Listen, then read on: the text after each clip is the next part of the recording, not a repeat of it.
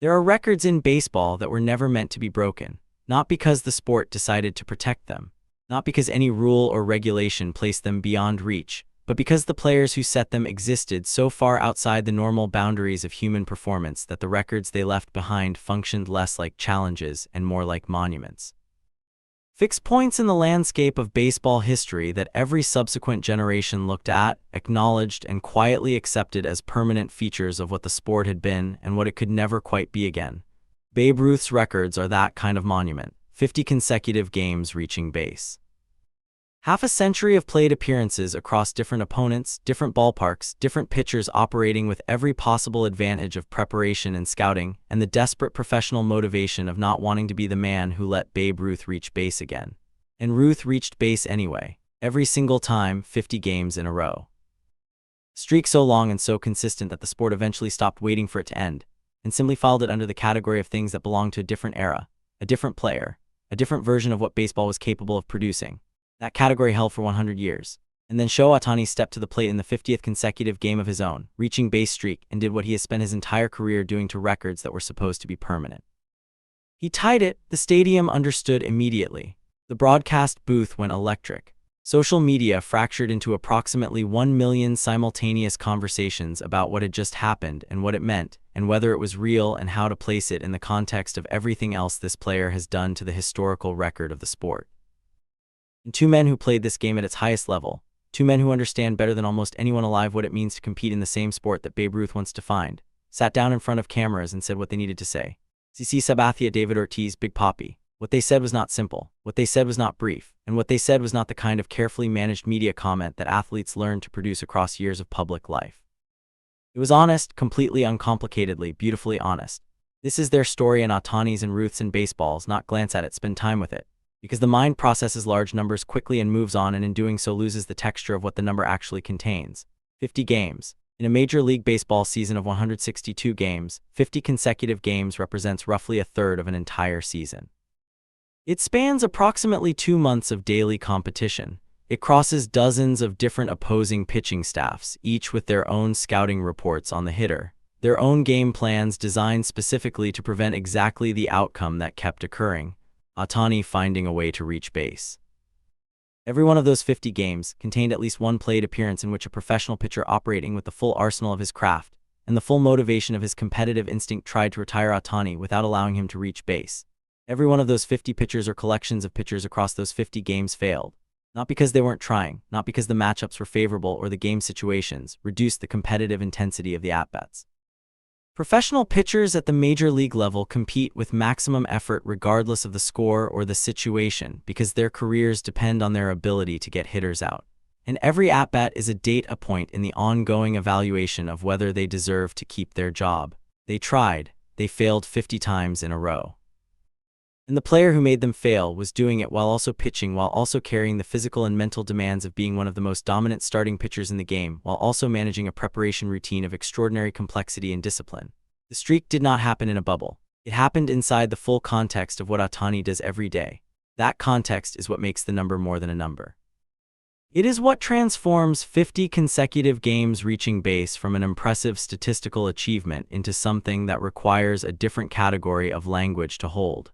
This is characteristic of Sabathia as an analyst and a voice in the sport.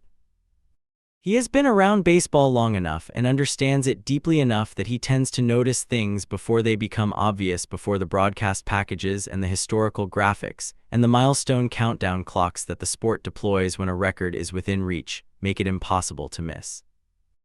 He had been watching the streak build across those 50 games with the particular attention of a former pitcher, someone who spent his career trying to retire hitters, and who understands from that perspective what it means to not be able to retire the same hitter game after game after game. When Sabathia talks about hitting, he talks about it from the pitcher's side of the equation. He talks about what it feels like to face a hitter who has your number, who seems to see the ball earlier, who adjusts to your adjustments, who is always one step ahead of the game plan in ways that make you question your own preparation and execution. He talks about the mental dimension of facing a hitter who you simply cannot put away. He said that watching Ohtani's streak build across 50 games from a pitcher's perspective was one of the most unsettling things he had observed in the sport since his playing days ended. Not unsettling in a negative sense. Unsettling in the sense of having a settled understanding of how baseball works, how pitchers attack hitters, how hitters make adjustments, how the advantage shifts back and forth across at-bats in games and series, and watching that settled understanding be repeatedly challenged by a player who seems to operate outside the normal rules of the equation. He said pitchers across the league had tried everything, every approach, every sequence, every combination of velocity and movement and location that their arsenals could produce. And Ohtani had found a way to reach base through all of it. Then Sabathia said something that he had clearly been thinking about for a long time. He said, Ruth set that record in an era when the pitching was different, when the preparation was different, when the information available to pitchers about individual hitters was a fraction of what modern analytics provide. He said this not to diminish Ruth. Sabathia is too honest and too knowledgeable about baseball history to engage in simple era bashing, but to make a specific point about context. He said that tying Ruth's record in the modern era against modern pitching with the full weight of modern analytics working against you, that is not the same achievement as setting it in Ruth's era. In one important sense, he said it might be harder. The room where he said this went very quiet because Ortiz was a hitter, one of the greatest clutch hitters the sport has produced in the modern era. A player whose at-bats in high-pressure situations define entire postseasons, and whose career sits in the Hall of Fame as evidence of what sustained excellence with a bat looks like across the full arc of a professional career. When Ortiz talks about hitting, he talks about it from the inside. From the place where the decisions happen, the split-second calculations of pitch recognition and swing commitment that occur so fast they barely qualify as conscious thought. He talks about the mental state required to succeed consistently at the plate, the confidence and the focus and the competitive clarity that separates the hitters who find ways to reach base from the hitters who don't. He had been watching Ohtani's streak with the appreciation of a fellow practitioner, someone who understood from direct personal experience what it costs to maintain consistency at the plate, across not 5 games or 10 games but 50. The physical maintenance required, the mental discipline of approaching each plate appearance, without the weight of the streak becoming a distraction, without the awareness of what is being built becoming a burden that interferes with the simple act of competing in the present moment. This, Ortiz said, is one of the things that separates Ohtani from almost everyone else. Not just the physical tools, extraordinary as those are, the mental architecture that allows him to carry a 50-game reaching base streak into a plate appearance and treat that plate appearance as its own isolated event.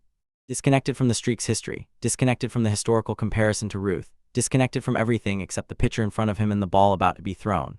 Ortiz knows what this takes because he has done versions of it himself. He knows the discipline required to not let the moment become bigger than the moment, to not let the significance of what is being accumulated distort the simplicity of what needs to happen right now. He said Ohtani does this better than anyone he has ever seen, better than he himself did it, better than any hitter of his generation did it. And then Big Papi, who is not a man known for emotional restraint, said something that surprised the people interviewing him. He said he had to stop watching the 50th game when Ohtani came to the plate in the at-bat that tied the record. Not because he didn't want to see it, because he did not trust himself to maintain composure in a professional setting while watching it happen in real time.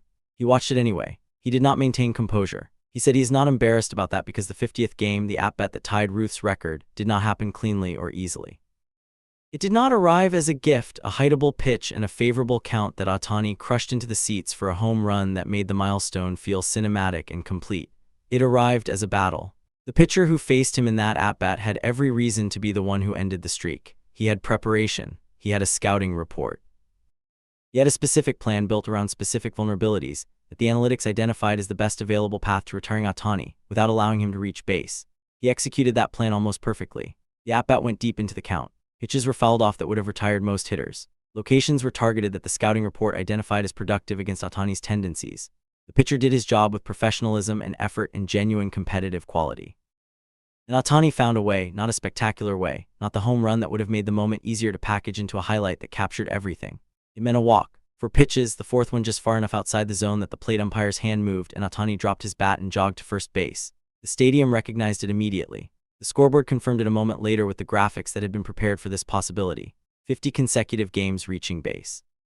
Tied with Babe Ruth, Ohtani stood on first base. He did not raise his arms. He did not gesture toward the crowd or point to the sky or perform the kind of visible emotion that milestone moments sometimes produce. He stood on first base the way he always stands on first base, with the focused forward attention of someone whose job in this moment is to be a base runner, not a historical figure. The crowd performed the emotion he wasn't performing. They were loud enough for both of them. The record itself is significant. Tying Ruth is significant. The historical comparison is real and meaningful and deserves the full weight that baseball's respect for its own history requires. But the record is not the most important thing about what Ohtani is doing. The most important thing, the thing that both men returned to independently from their different perspectives through their different experiences of the sport, is what the streak reveals about the kind of player Ohtani is. What it reveals about the preparation and the discipline and the mental architecture that makes 50 consecutive games reaching base possible for a player who is also pitching at an elite level, also managing a physical workload that would challenge any athlete in any sport. Sabathia said it this way. He said records are what you look at after the fact. They are the residue of something that happened before, the mark left by a performance on the historical record of the sport. What he finds more remarkable than the record is the daily reality that produced it. The at-bats, one after another, 50 games worth of them, each one approached with the same preparation and focus and competitive clarity. Ortiz said it slightly differently. He said Babe Ruth was the greatest player of his era. That is not a debatable claim. Ruth defined his generation of the sport in ways that no subsequent player has fully replicated until now. What Ohtani is doing, Ortiz said, is defining this generation the same way. Not by imitating Ruth, by being in this era what Ruth was in his. The player who exists so far outside the normal parameters of the sport that comparing him to other players in his time feels inadequate. The player for whom the historical record itself is the only appropriate frame of reference. 100 years of baseball seasons of played appearances of pitchers trying and hitters competing and records being broken and rebuilt and extended and celebrated. 100 years of the sport growing and changing and evolving in ways that Ruth could not have imagined from the era in which he played. And across all of it, across every season and every generation and every player who stepped to the plate in the century between Ruth setting that record and Ohtani tying it, the number held 50 consecutive games.